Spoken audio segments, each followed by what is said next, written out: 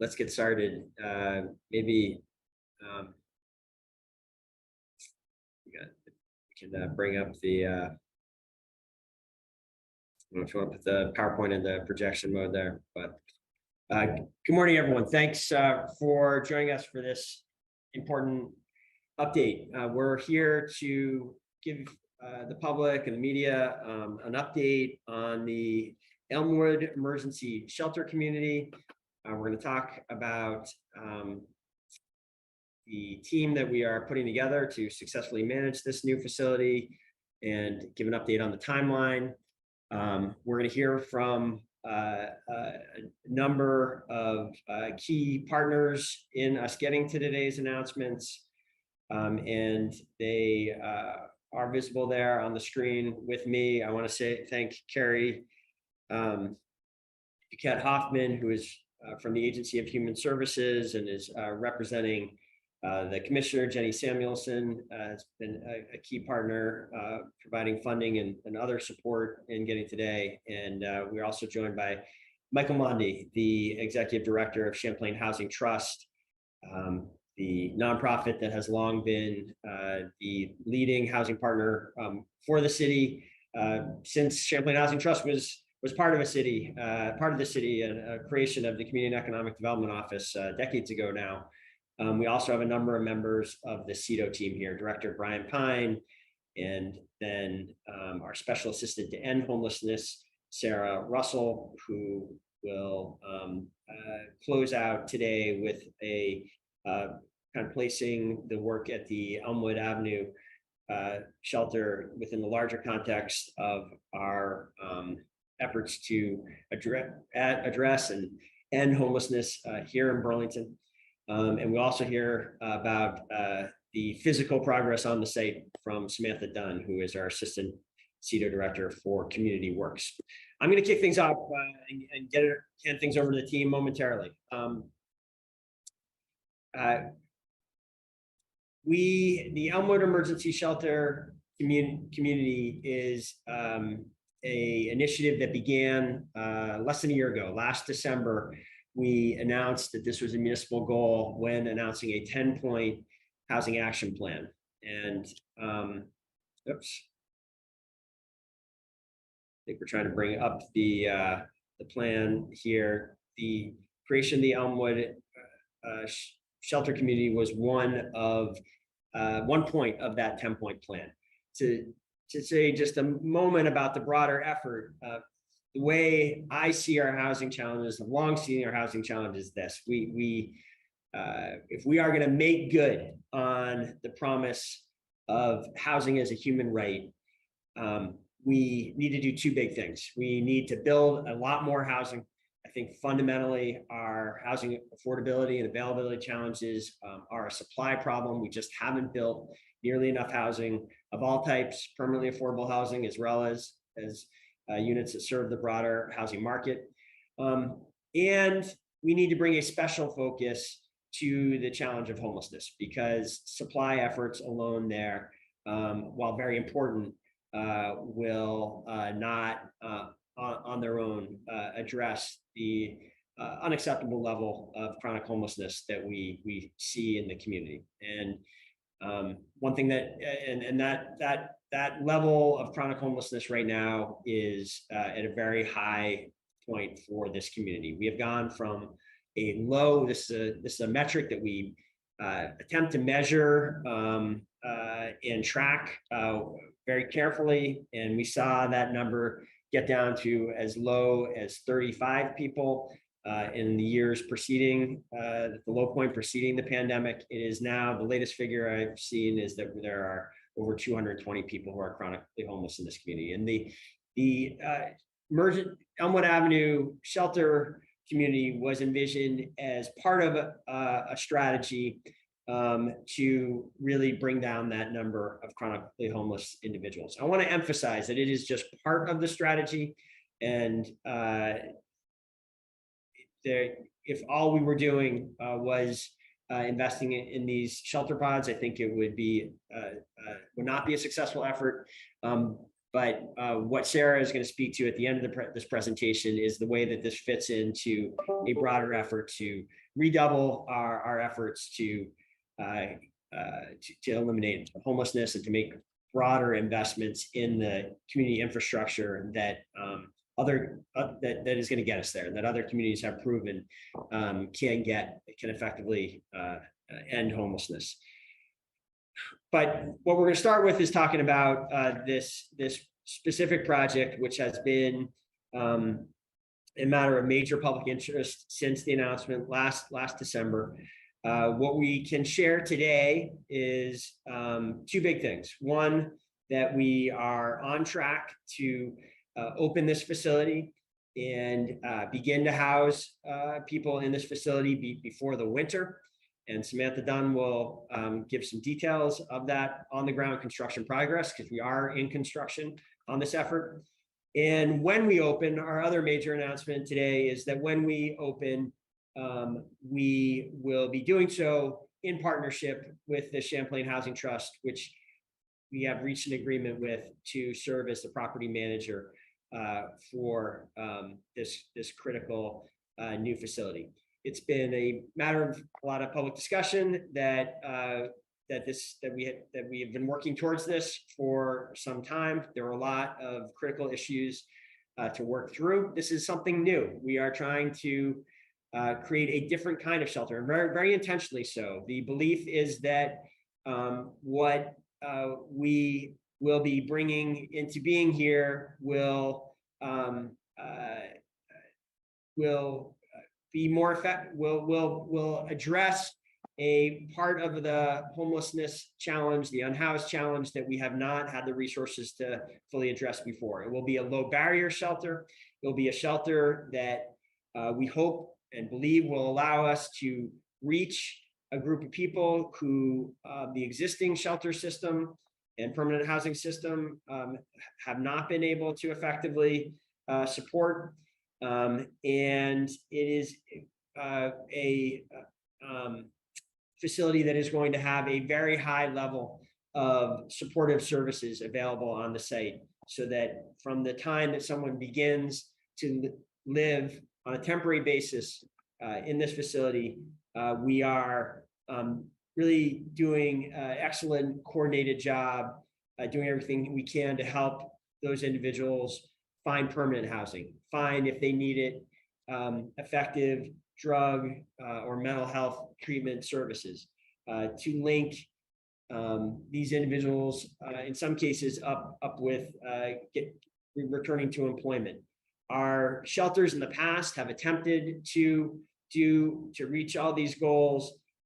We've never been able to mount this kind of coordinated multi-agency effort to focus a great deal of resources on getting people this kind of help. And I'm now going to turn over the presentation to Brian Pine and to Michael Monty, who will say some more about the details of the shelter community. So Brian, why don't you go next? Thank you, Mayor. I want to just say that the place we are today is really a unique response to today's conditions. The fact that we are supposed to be post-pandemic, but we saw the shelter support for those who are experiencing homelessness pretty much shift from a shelter place-based approach with congregate shelters where people would bunk in shared rooms with lots of other people. During the pandemic, all of that shifted over to a hotel motel program, and with the loss of funding to continue that program, we as a community needed to come up with a very fast, prompt response to what we anticipate is a significant need, which, as we go further into this, others will elaborate on the need and the numbers around the data that shows that the demands for shelter from the unhoused in our community has grown to a pretty significant number. We have essentially brought together, I believe, the supports that this community has available and can offer to people to go from living outside, living perhaps in a tent or somewhere else, perhaps in a doorway, which we can see in our community if we spend any time walking around, to someplace that offers safety and security and stability, in addition to being paired with services that will provide, hopefully, a path forward and a bridge from being unhoused to stabilizing their lives and moving into housing, supportive housing, permanent housing is certainly the goal. This community is going to be, as the mayor said, going to be up and running this before winter. We expect sometime in November. As this slide shows, it's 30 climate-controlled modular shelters, individual units, if you will. They're very small, but they will provide what people need in terms of climate controlled, so adequate heat in the cold weather, adequate cooling in the hot weather for both individuals. And 5 of the shelters will serve 2 people, couples, or someone who has a personal care attendant that needs to be with them. And we'll be providing a bathhouse, full service. People will be able to do their own laundry because there'll be laundry facilities on site, offices and sort of guest services, or you might think of it as a community space for accessing services and having meetings with service providers and going over paperwork for benefits and ensuring that someone is staying sort of in the system, if you will, so they can move from being unhoused to being housed. And what we want to point out is that the Community Resource Center was initially intended for co-location with the shelter, but over time we've really determined that an even better strategy is to expand Feeding Chittenden, and that service is being provided to the community now at Feeding Chittenden on North Winooski Avenue. It's going very well, high utilization. It's serving the needs, and rather than co-located on Elmwood, the service center at Elmwood will serve Elmwood residents, so it'll serve guests of the shelter, but it won't be available to the whole community. So that's a change and a pivot. And we responded somewhat to community concerns, honestly, about that and whether that was the right strategy. And so we looked more carefully, more closely at it, and we worked with CVOEO and CHT on the concept of Feeding Chittenden serving as the host for that. So service coordination, Sarah will talk more about that because that's really a critical piece. It's not just enough to provide a safe, warm, or cool space, but it's got to be paired with services, and she'll talk about that. But Mayor, am I handing it off to Michael, or is that for you to do? Well, I will just I'll bridge here just to share how excited I am to be able to make this announcement with Michael Monti today. I'm grateful I am for the partnership from Champlain Housing Trust. Champlain Housing Trust has literally an international reputation for being one of the best housing organizations in the globe. We're very fortunate to have them here, headquartered in Burlington and doing so much of their work in Burlington.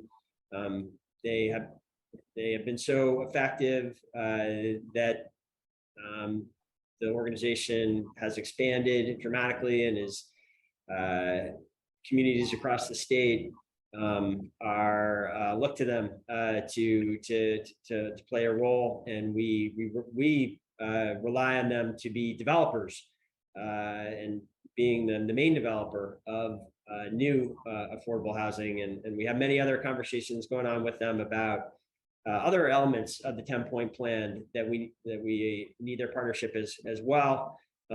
They have also, though, distinguished themselves as one of the most competent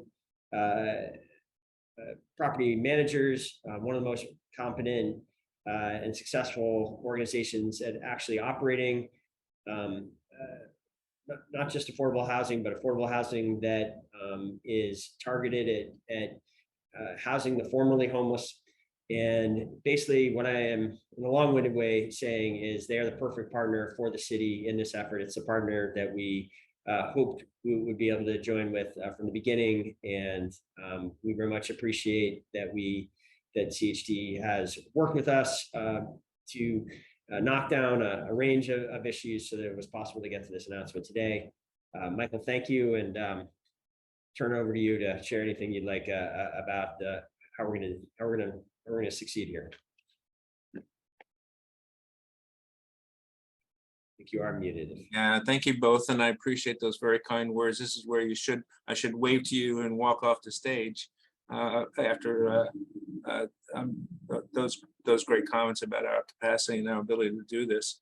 I just briefly want to say CHT's mission is to provide permanent affordable housing in Chittenden, Franklin, Grandale County, and we have about 2,500 apartments we manage. We also do home ownership. We also do counseling and education. We also do farm worker loans for housing for farm workers, loans for people to do rehab of homes. And at this point, about 136 people strong, I think, doing some great work in the community. And through COVID and now with the resources, very busy as an organization, and proud of that, feeling good about the work that we are doing and our capacity to sort of do this work. Probably a decade ago, we opened up our first motel to serve folks who are homeless. During COVID, we operated a second motel to provide folks isolation and quarantine who are homeless as well. But throughout the last 5 years, have assisted steps to end domestic violence for their new shelter, which is much better than what they used to have before. Opened up the Bel Air and the Beacon Apartments, which has a higher range of services in cooperation with the community health centers in Burlington. Recently opened up Susan's Place with 76 apartments for folks who are homeless. In Franklin County, Vista Apartments, 15 spectrums being served there, as well as domestic violence folks, and as well as the helping out with Tim's Place and the redevelopment of that SRO. Over the next year or so, we have 100 new apartments coming on who will serve folks who are homeless, and about 20%, as it says, of our apartments now are serving folks who are houseless. And that's a part of the work that we do. Again, we think of ourselves as homelessness to home ownership, and so we provide a range of services. I think going into and thinking about the pods, we feel like based upon that range of experiences, the different types of folks that we have seen, knowing the different types of people who are houseless, not everyone, this is not one type of person. There are maybe little groups of types of people, but often enough, there is a range of services and needs. We look forward to working with CBOEO on that, on making sure people are served. We have a strong team here in terms of management, strong team in terms of our HR capacity and to move people into the positions. A little of a hesitancy is the hesitancy of the workforce, and we feel like we've been able to overcome some of that and be able to bring that now and the capacity to do the work. And we are going to be hiring lots of people. So if anybody on this call wants to come and do some work at the pods, let me know. You know, working through, I think the team at CEDO, ensuring that the most important thing is that people have an opportunity to be housed on a temporary basis, and that it is safe and secure and supported, and that people can move into permanent housing out of the pod shelter and into something that is stable and long-term. And that's really our broad mission. And that is how we will try to work through the management issues that we begin to sort of, we're still developing and creating, and I think pretty close to sort of settling all the different pieces and parts of those things. Again, when we bring on managers and assistant managers, we'll fine tune those things, and we hope to be able to be up and running before the holidays. How's that? So that's our goal. And thank you, Mayor and team. I think with that, I could stop. Great, thank you, Michael. One thing I do want to note that is an important part of the conversation that we've been having with CHT, and which is some of the more work is coming on this, but both the city and Champlain Housing Trust are committed to the idea that this is, as Brian mentioned, this is a facility that we need right now, given the acute pressures that we are facing right now. We are seeing greater levels of chronic homelessness, greater levels of people sleeping outside than we have ever seen before. And we have a tough road ahead, as we know that the state is likely to continue to cut back from the hotel and motel programs that were set up during the pandemic, and that may put new pressures on the housing and the shelter system that we have in place. So this is a facility we need now, but we do not intend this to be a permanent facility, and we've been clear about that from the start.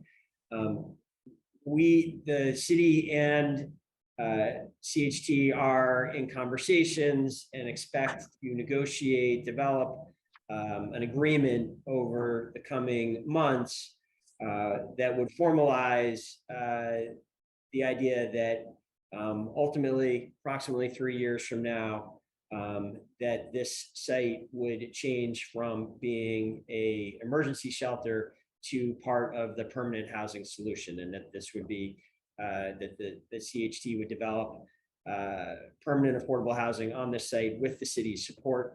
We are in the early stages of that conversation. There's a lot of details to work out. This is a property that the Public Works Commission has a formal statutory role in, and there are parking issues in this part of the city that would have to be thought through and considered before you could have that kind of permanent change in use. There are all sorts of questions about what a project on this site would look like. And, you know, I know when you start talking about projects, that immediately raises concerns and questions, at least in the minds of neighbors.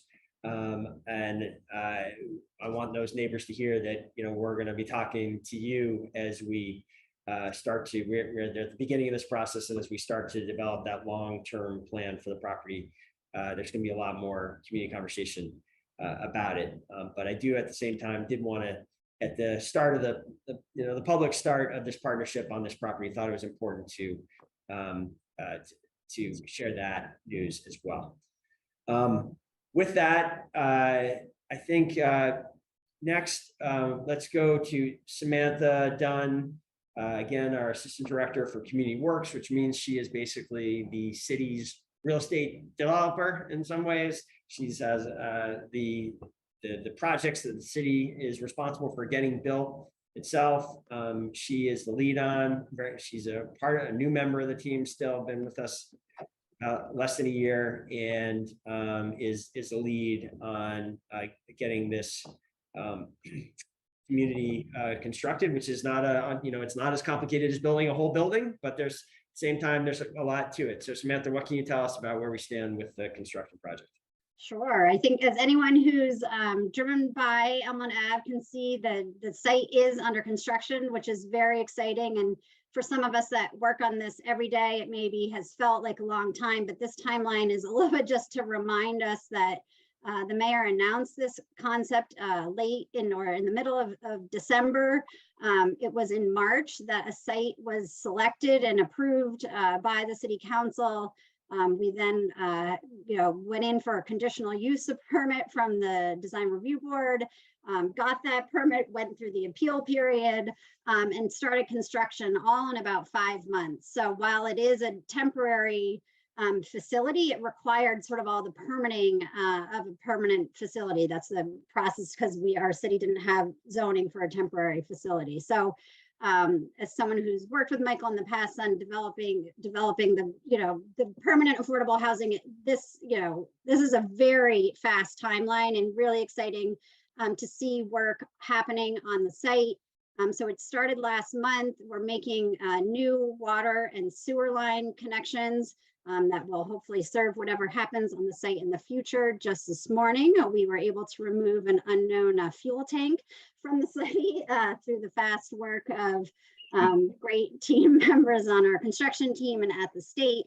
So those kinds of things are ongoing. The site underground work, all the conduit being run for the shelters is all happening all underground, will be complete next week. We're going to get a new coat of asphalt and then be ready to start. Everything we're bringing on the site sits on top of it. So we'll be ready to start that work. We've got 25 of the pallet shelters that are scheduled to arrive on the site on October 10th. There's a crew coming with them that will assemble them in a couple of days.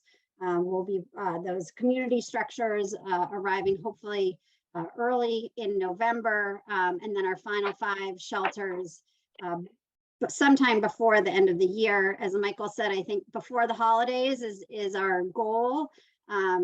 would we have liked to open sooner? Yeah, like we wanted to open in July, but I think when you look at everything that needed to be accomplished, we're moving still at a very quick pace, and so excited to have CHT as a partner as we put the site together to make sure that it is going to work well for them, work well for the residents, and work well for the neighbors. So I think with that, we can maybe go to the site plan.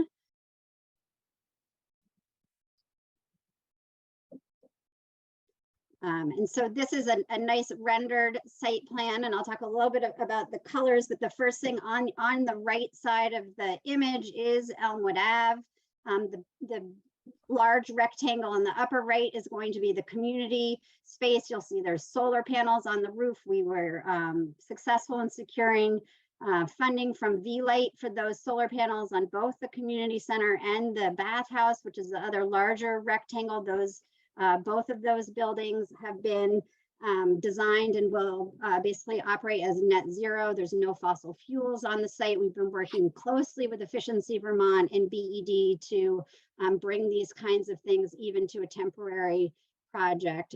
So those are the larger squares. The dark line that runs sort of to the right of the bathhouse and up into the community center is the new fence that will be added. We've heard talking with other communities who have successfully implemented these types of shelters that having the site be fully secure so the staff is able to monitor exactly who is coming in and out was very important. So that's where that new fence will happen. And then the white boxes that you see are the 30 shelters that will be on the site. The color is the actual color. We're working closely with Duncan Wisniewski and some artists to start to realize placemaking on the site. There's a special product design specifically for going down on asphalt. And so this is the concept for bringing color, creating some neighborhoods and pedestrian streets on the site.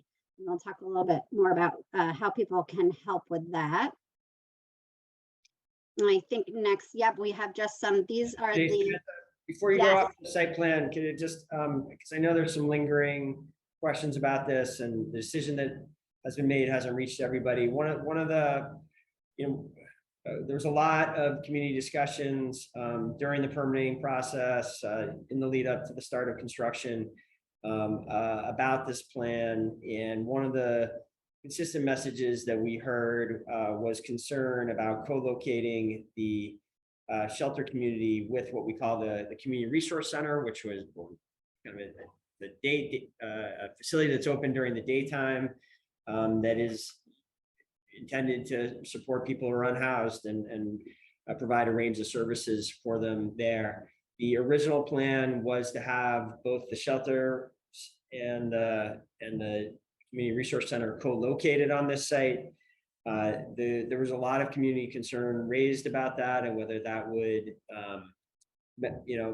contribute to magnify, create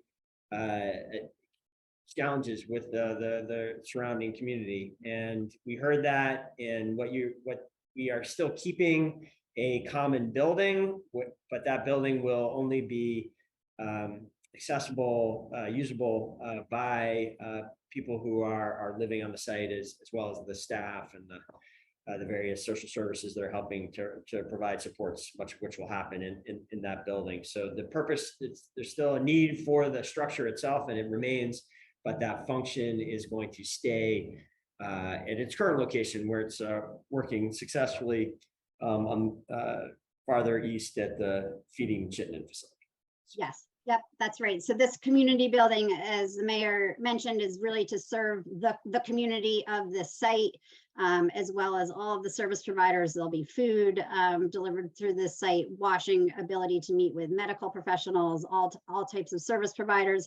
It does also have space to, and we'll talk a little bit maybe with Sarah about this, but the intention of this site is to run along with the community. So there's space here for members of the community to meet with staff, members of the neighboring community to meet with staff, and members of this Elmwood shelter community to meet together. So there's space for that to happen in that building as well. So the other smaller common building just has 6 full bathrooms in it. Yeah, thanks. Thanks, Samantha. So these are the shelters that are being designed specifically for this project and built for the project by a local business called Up and This. They got their start at Generator. We're building down on Pine Street and recently opened a new factory in Johnson as they've expanded. It's a really great opportunity to partner with a local business and think about how these structures can be used both to serve us in this current crisis of unhoused, but into the future. And these have been designed with that in mind, that they may continue to serve the city in a different capacity. These are adaptable and could be a pop-up cafe or, some kind of small business somewhere in a park. So that's a very exciting collaboration. The majority of the shelters, if you go to the next slide, Samantha, are from Pallet. This is a company based on the West Coast that patented this design of shelters really to respond to emergencies. They have it's definitely a company worth checking out, amazing models about who they employ and how they do the work and how they've designed these shelters. They're meant to, they can be erected, they pack flat, they're gonna all come on a truck. And one shelter can be erected in about 4 hours. It just needs a power connection that provides that heating, cooling, and lighting. There's some great stories. We've been able to see these in operation, hear from people who were able to access them and how life-changing this access to this kind of shelter has been. So very excited to have these. And we just found out this week something else exciting, that Pallet just finished testing and final design on a more climate friendly version for the Northeast. We knew these could operate in our climate. Spent a lot of time talking to folks in Madison, Wisconsin that had these up operating last winter, but they've just finished a design that will have substantially more insulation in them. And so Burlington will be the first place that those get installed. Working with Efficiency Vermont, we were doing some quick math, and that added insulation will save us about $600 a year per shelter. So very exciting, and excited to be in partnership with Burlington Electric Department to help fund the additional costs of that. So that had to add that in. That just happened in the last 24 hours. Community engagement on this project has been intense. It's been important. As soon as we got approval from City Council to use the Elmwood site, we began reaching out to neighbors, had quite a number of community meetings open to neighbors to answer questions and address concerns through April, May, and June. Met with the NPA a couple of times. Those were challenging meetings, I'll say, to be honest, for anyone who attended them. I think they were very useful. We were able to hear concerns and respond to them, and that feels really good. I know there are still concerns, and not everybody is happy, but really exciting to have been able to hear those and respond. As we move forward with CHT as a partner, there'll be a new committee forming that will include staff and residents and neighbors and other members of the community that will be engaged around making this successful, being good neighbors. How can we work together to make this a successful site? Before that, we will have an opportunity to bring volunteers, people who are interested, onto the site to start to implement some of those colors that you saw, getting color down onto the pavement. We've got design work happening for the fence. Getting color on the shelters was something important that we heard from folks with lived experience about the site. So if you're interested in any of the opportunities to engage either on that committee or as a volunteer, you can reach out to CETA. We've got a list of folks already and would love to have you included. I think with that, I'm passing it to Carrie, unless Mayor, you wanted to talk any more about development. Well, I just want to say thank you, Samantha. Great work. You're right. I can't think of a Vermont project that involved permitting and new construction that I've ever been involved in that gets built and open in less than a year from the time of conception. And saw some reference to there being like lots of delays. This is like the least delayed project that Vermont's ever seen in some ways. So great work. The next, I do want to, we would not be moving forward and able to execute on this kind of timeline without the help of the Agency of Human Services. This project has been has had the interest of the secretary herself, Jenny Samuelson, who's been a great partner to Burlington on so many fronts. Really, I got to know Jenny and start to work with her during the pandemic in our COVID response, and that kind of partnership has carried right into her promotion to be the head of the agency, this huge agency, the state's by far the largest agency. We appreciate the funding support as well as just the commitment to and understanding that this is a critical community resource, and really appreciate having a member of the administration and the agency here so that we can say that. Thank you publicly. And I will turn it over to Carrie Duquette Hoffman to share anything you'd like to about this announcement, today's announcements. Hi, thank you so much. And I agree that this project has been a key interest of Secretary Samuelson's, and she's extremely excited to see it go forward.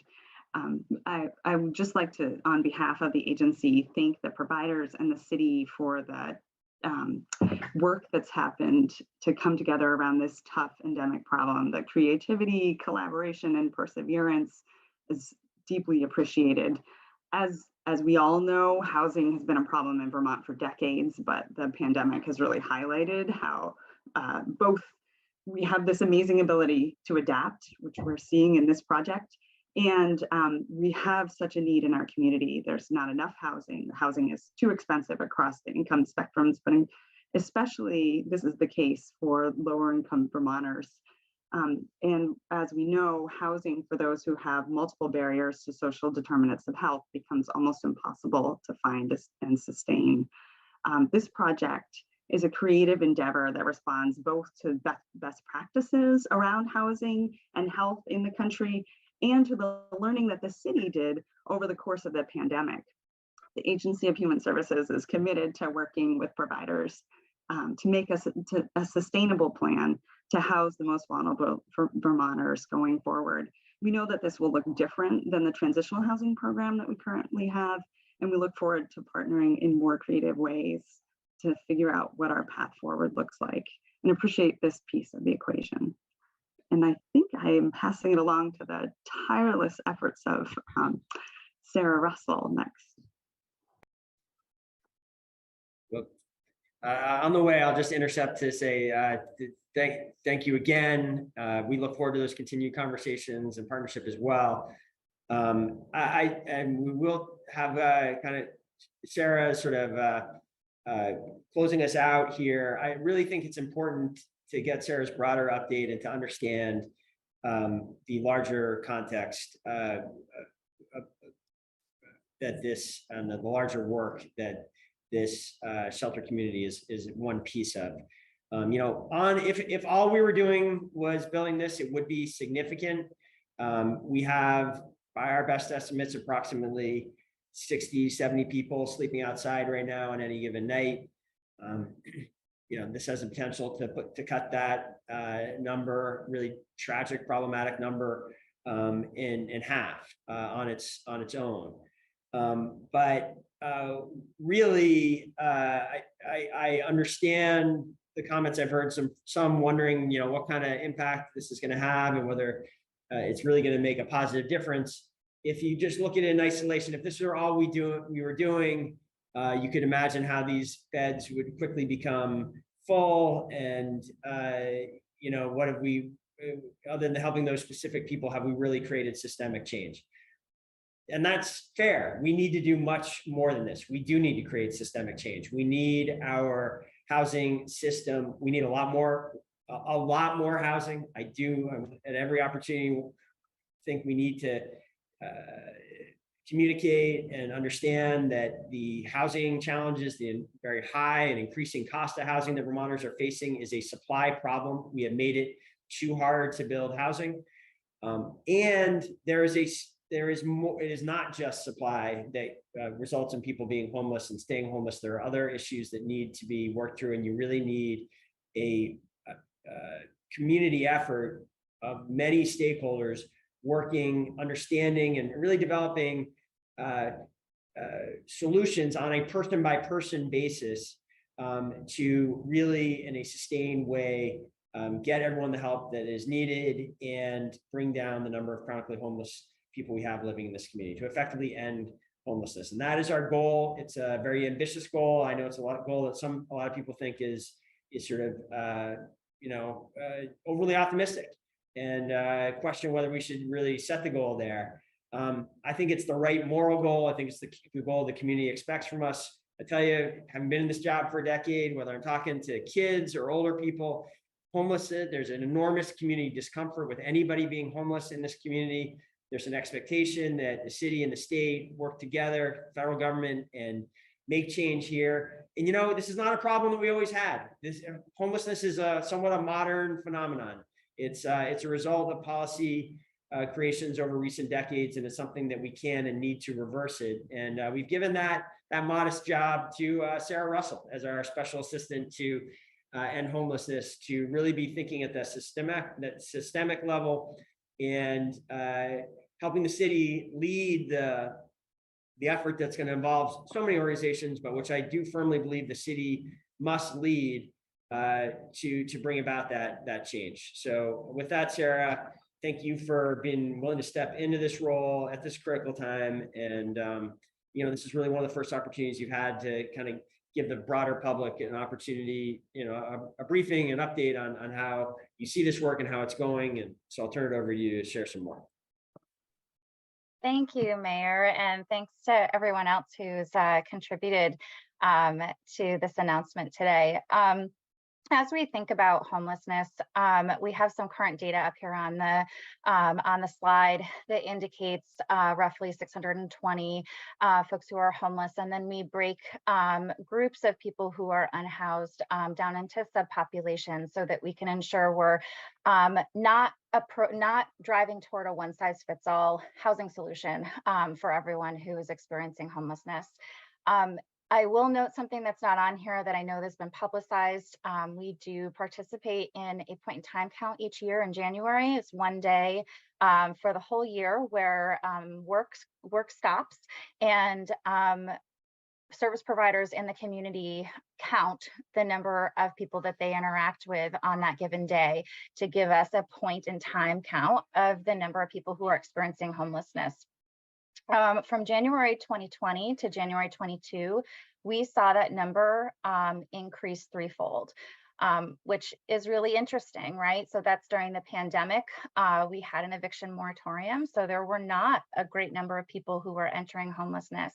However, what the pandemic allowed us to do is to relax our eligibility guidelines and not take such a narrow view of the state of homelessness and the state of housing insecurity for Vermonters, which we have historically done. So we had an opportunity during the last 2 years to, for the very first time, get a clear picture of the magnitude of need there is around homelessness and housing insecurity in the state.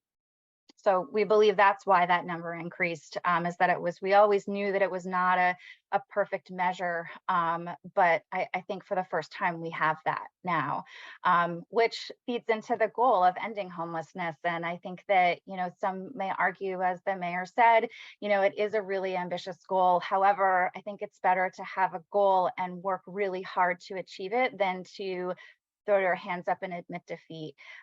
So I'm lucky to be part of and grateful to be part of the Chittenden County Homeless Alliance, which is a group of invested stakeholders and community members that comes together on a monthly basis. And in many cases, our subcommittee work, those folks are coming together on a weekly basis to identify creative solutions. And that's what I think that the Elmwood emergency shelter community really is innovation. What we saw through the pandemic is, that not everybody we could house people in motels for a period of time, but that wasn't a great fit for folks. People could be successful in congregate shelter, but for a lot of people, that wasn't a good fit either. And this is our opportunity to really critically look at what we've done in the past and implement a new solution around emergency housing. Now, to be clear, emergency shelter is not the answer to homelessness. It is a safe and respectful environment where someone can feel safe while they wait for permanent housing. As the mayor talked about, we do have a housing supply challenge. I would argue that I think that housing supply is part of, is the third leg on that stool. That is our answer, in addition to subsidy, and in addition to services that people need to remain in housing. While we need to, of course, focus on the folks who are already unhoused, we also need to critically look at the reasons why they fell into that situation and be able to proactively address not only that inflow into homelessness, but the outflow to permanent housing. So those are some of the key pieces that the Chittenden County Homeless Alliance is working tirelessly around. A lot of really invested and engaged community members and people with lived experience also participate in that group and provide feedback to policy and procedures and initiatives such as this project as well. We sought the feedback from visitors to the community resource center around what this concept feels like for them. Is this something that might be helpful? Is this another tool in our box to be able to ensure that people are not unsheltered? And a lot of elements in this project were really pulled from those conversations that we had with people who have lived experience of homelessness. The city has also, from a systems level, made an investment in the coordinated entry system, and we have increased staffing for that system. There was one person who was in charge of coordinated entry for our entire county up until this investment, and now we have 2.5 full-time positions based out of our wonderful partners of CVOEO. It has yielded roughly connecting an additional 100 households to the coordinated entry system since that investment was made. If we want to speak specifically, I'll go back to touching on the Elmwood shelter. We don't have to go back to the previous slide, but I think that one of the things that we heard around from the community and from our partners in this work is that ensuring that there is appropriate staffing and services and support available on site is really the key to finding success. Both success within the shelter and ensuring that people move into permanent housing, but also success in being good neighbors within the neighborhood. With that being said, in addition to partnering with CHT, amazing partners who are wonderful with property management and also have a really robust and intentional resident services component to their program as well. We will be partnering and actually have agreements in place to have on-site recovery meetings and support from Turning Point of Chittenden County. We also will have daily visits from the CVOEO's CORA outreach team that will be providing food, basic necessities, and connections to low barrier resources for folks. CVOEO will also be providing the on-site case management to ensure that there are dedicated staff at this site to coordinate services specifically for the resident or guests, at this location to be connected to permanent housing. Additionally, we have an agreement in place with the Community Health Centers of Burlington and their mobile medical and mental health outreach team will be visiting the site to provide low barrier connections to folks around medical and mental health needs right on site. And as you've heard a couple of times, there are offices and confidential meeting space located right within the gathering space as well. But that being said, I think that I'll end with the one bullet that I didn't address on this slide, is that in the last in a 3-month time period, we saw 49 households permanently housed in Chittenden County, which feels like something to really be celebrated in a time where we have an extremely low, record low vacancy rate, and we have a completely maxed out social services system. This cannot be possible without the work of the Chittenden County Homeless Alliance's community housing review team. And I think while they're often overlooked, the just phenomenal work of the direct service providers who are breathing this every day. And, I think we, sometimes sit in offices and, have these conversations around systems, which are so crucial. But I think that it's important to recognize the direct service staff that are breathing this, living this, right alongside the folks that they're engaged with. So I think that's all I have to share today. Thanks for the introduction, Mayor. Great, Sarah, thank you. So speaking of one of those heroic frontline workers who's out there actually doing the hard work in the field, at one point, we'll do the organizing out loud here. At one point, we were going to hear from Lacey Ann Smith, but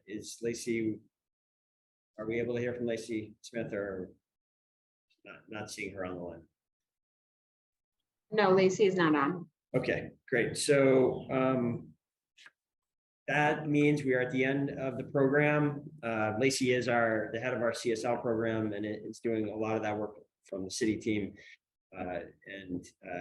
We had her on the agenda at one point as we're putting this together, because I want people to know that this new investment is going to work hand in hand with the new investment in community service liaisons, these social workers now working for the city, and helping to serve people who are unsheltered and sleeping outside overnight. That team is going to be very much integrated into the work with all these other services. That team's going to be very much integrated into this facility as well. So with that, we've been talking for quite a long time, a lot to say. Thank you to my colleagues here for sharing all that, and we'll finally now open this up to questions from members of the media if there are any.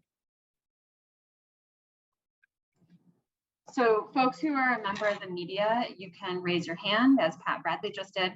You can also send me a text message or an email to get yourselves in the queue. I'll call on each one at a time and enable your microphone. So Pat Bradley, I didn't enable your microphone. You can unmute yourself and go ahead. Hi, can you guys hear me okay? Yes, Pat, go ahead. Okay, hi, Mayor. Nice to see you virtually at least. I'm curious if there's an application process for potential residents, how they're chosen, and if they can apply yet.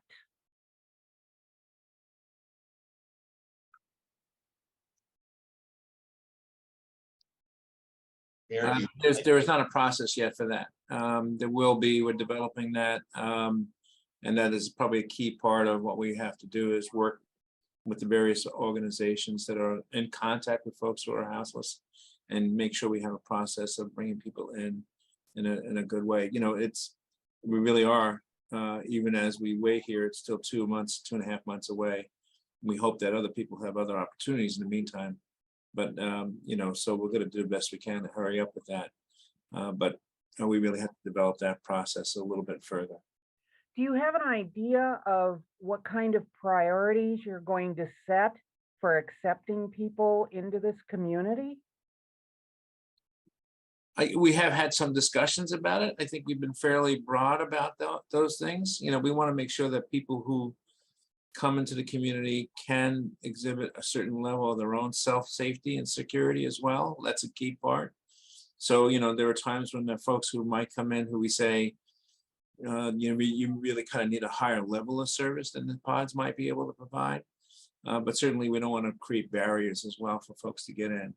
So, you know, I can't say very specifically. I know we've had these discussions. I would hate to tell you something, Pat, that won't happen. And after we get through this in the next few weeks, I'd rather be able to sort of communicate that to the coordinated entry and other members about how we're going to approach bringing people in. Okay, thanks. Thanks, Pat.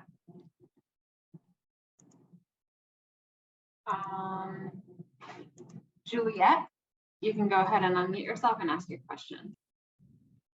Hi there. Thank you so much for going through all of this.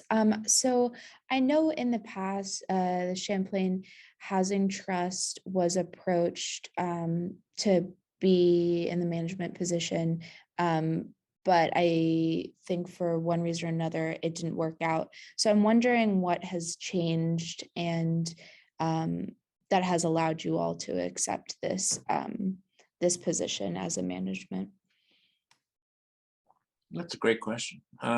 So a few things. One, we, as well as other members of the community, thought that the co-location of the community service center on site was not a good idea. We expressed that to the city as part of a reason why, well, we would rather that be separated and not part of this.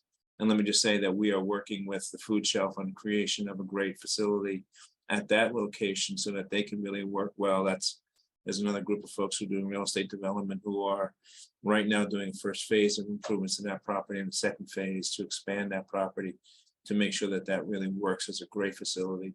The feedback from the food shelf was it's working really well there, but they need some more room. And so that's why that was a part of, can we do that? Does that work? We wanted to get clarity about that, right? That's one. Two, although we feel we can staff up, we have been challenged a bit on the maintenance side of things. And so part of our conversations with the city was that we really couldn't dedicate a whole maintenance to this activity. And so that was a second issue that we had in terms of sort of the site. Those really, and the third, probably just in terms of changing environment, we're seeing sort of an uptick in people who need work. Which is a good thing, people who want to work with us. That's still a challenge in many ways. It's not easy. We all know that. We've seen reports on how difficult it is for many agencies to hire folks. Our sister agencies like COTS and others who are struggling. But nevertheless, we felt like there was a level of confidence that we had that we can staff up and do this. So that change between the conversation first starting back in the winter to now, and that has been a sort of like just a transition for us. We didn't want to be able to sort of say we could do this, so we thought it was going to be nearly impossible to really manage it. A part of that was that we do have a lot of things. We got a lot of things cooking. We have lots of projects that are in the works, both in affordable housing, permanent affordable housing, community facilities, and a whole range of another 100 units, as I indicated, for homeless folks. And so there was a lot of conversation here about, can we take something else on as well? And we just need to get comfortable and balance that out. So those are the answers. Made sense. A reason why we're able to step up now.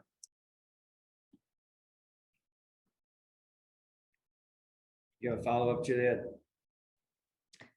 Yeah, can you hear me? Yes, Yeah. go ahead. Okay, great. I'm also wondering if you all could provide a number in terms of how much you are being paid to manage the pod site. I thought somebody was going to answer that question. I don't have the answer. What I could tell you is that we're simply asking the city to support us for the number of staff that we need. You know what, we are trying to pay people a little bit more because it is challenging work. But nobody's going to get rich on this one, not even close. There's a lot of time that's going in from CHT that is not being paid, and really it's just about the staffing, security, the cost of the facility that are being paid for, part of the funds we're going to get, part of the funds that go to other organizations to make this work. And I think maybe Sarah could probably answer this question a little bit better, or Brian or Samantha. Yeah, I was going to ask Sarah to speak to that and perhaps cast it into comparison to what it costs currently under the state, roughly what the state spends on hotel motel services, which doesn't come with the services. So if you could just touch on that. Sure, Brian. I think that we are still in the process of honing budget. We are in the final, sort of negotiations around that. CHT has been a great partner in helping us to determine adequate staffing and scheduling. The scheduling matrix that they've come up with is a work of art, really. So we've been really grateful for their insight and expertise around developing that. I think that where we landed is that the emergency shelter will roughly cost around $124 a night per person. And in comparison, that would include the site, all of the services, all of the staffing. In comparison, we're seeing that as significantly less than the state's transitional housing program that is capping their nightly motel fees around, I think it's $175. Thanks, Carrie. So we are seeing, we will see, that it is expensive to provide this level of support and security, in addition to the case management services on site to help folks move into permanent housing. So this is not just, the sites or, the site and the management. It also includes services that will be on site and the dedicated service coordination and case management to the location as well. Okay, so is there, so just so I'm making sure I'm understanding this correctly, there hasn't been a number for the amount that CHT is being paid to manage the site? I think there is. I just don't have it very out there. Okay. Yeah, we can follow up with that. I mean, we are still fine tuning, as Sarah said, making sure we have both the right amount, but not too much. And I'll just be a bureaucrat for a minute and say CHT will be submitting invoices to us with documentation. So it's not just like, here's your check, good luck, we'll talk to you later. But it's really it's truly a documentation driven system of, here are our costs this month, we're requesting reimbursement. So that's largely how these programs go. And I think we responded, our budget is a response to sort of both the zoning permit and the needs of the community in terms of managing it, so that we simply just created the sort of the response to what it was. And again, Juliet, there's no new boats being bought for staff here as a result of sort of this activity. It's going to be pay for the cost of the expense that we have in front of us. Got it. And one other question, if I can ask, do you all anticipate any specific challenges as you move forward? Well, let me just say that we have operated a motel, 2 motels. We have plenty of housing that are transitional in nature. We have housed chronically homeless people. And just like the world around us, there are issues that arise. No different, I don't think, than broadly the general community, a little bit more intensive, because folks who are homeless are more challenged by a range of issues. And so, yeah, we expect that individuals will have great needs at different times. We hope that there's a system in place. Our intent is to have a system in place to respond to those needs and to have that kind of like intervention if there are issues that arise. We're not Pollyannish. We don't think people are going to come in here and suddenly, hang flags out and put flower pots out and start growing food and feeling, really great about everything around them in the world. So we do know that there's work to be done. It's work on a mental health basis. It's work on a range of issues for folks. So those are real challenges. People who are homeless are sometimes economically homeless, but also they're homeless for a range of other reasons. It's not one type usually. There are groupings, but nevertheless, there are issues to resolve for individuals to work through. And we've watched in our other properties small miracles 90% of the time, 95% of the time, and every once in a while where people are not failing, and that creates conditions and issues that we have to sort of respond to. So you know, that's we're eyes wide open about this. We get clarity. We have clarity of and history of sort of the experience, and know that when we go into it, we're going to do the work we can, the best we can, to make sure people can be safe and secure and successful. I'll add to that. You know, the city's made it clear that this is not CHT's work to do alone. The city will, when they're, you know, we've had real successes with downtown shelters. There's the fears about the kind of community issues they're going to be create are often much greater before we've opened facilities than when they're actually operating. That said, we know that we are going to be working with folks at this site who are having real challenges, and we are not Pollyannish either.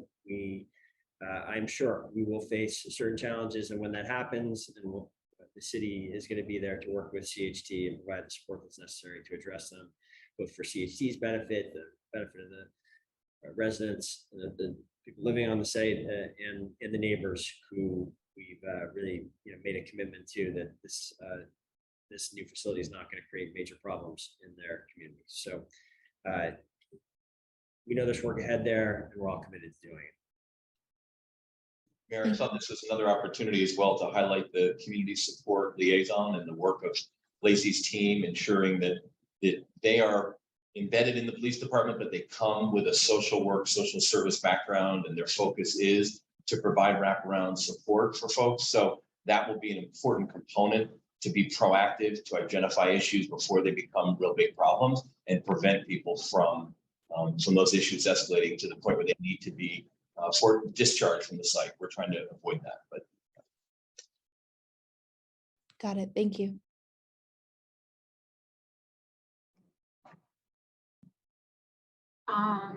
Thanks. And lastly, we have, We got two more maybe. okay, Sam, I'm having trouble enabling your microphone because of your computer. So I'm gonna work on that, and Sasha, you can go ahead with your question. Hey, thanks so much. Appreciate it. Just a quick question on the buildings that are on site, aside from the pod buildings themselves, these community buildings, obviously the bathroom and this other building. Do you anticipate having certain hours that community building is open? Would it be open 24 hours a day? I imagine the bathroom obviously would be a 24-hour per day facility, but what about the other building on site?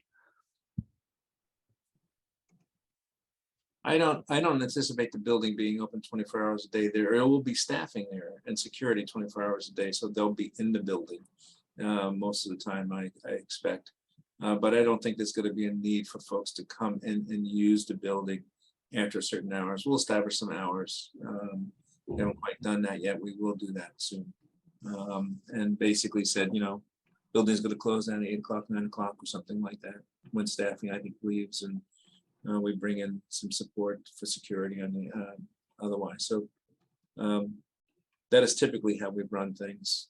Any kind of public facility that some of our properties simply shuts down and says, time to go home. So. Thanks, Michael. Yep.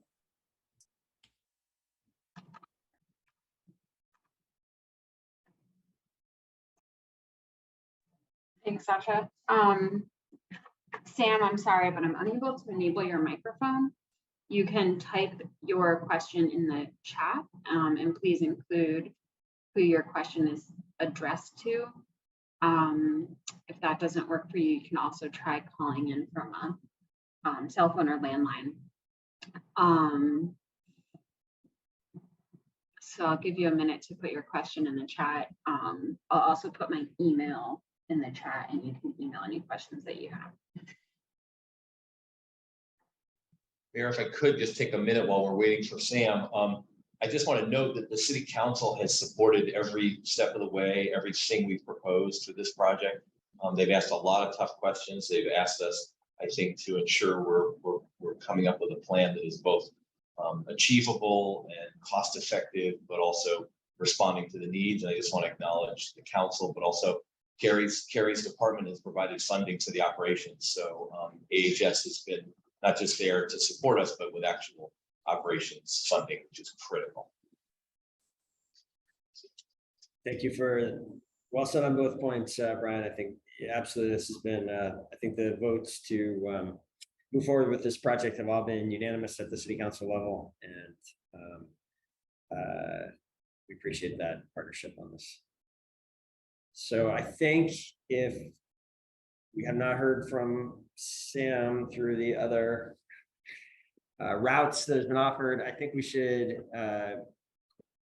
pull this to a conclusion here. We've been going for well over an hour. Thank you, everyone who has helped lay this out, who has helped been part of today's very positive news, and who has been doing the work to get us to today's announcements. Look forward to further updates and news as we move towards the opening of this important new facility to address Burlington and Chittenden counties housing challenges in the weeks and months ahead. So thank you everyone for tuning in today. We'll be in touch again soon. Thank you.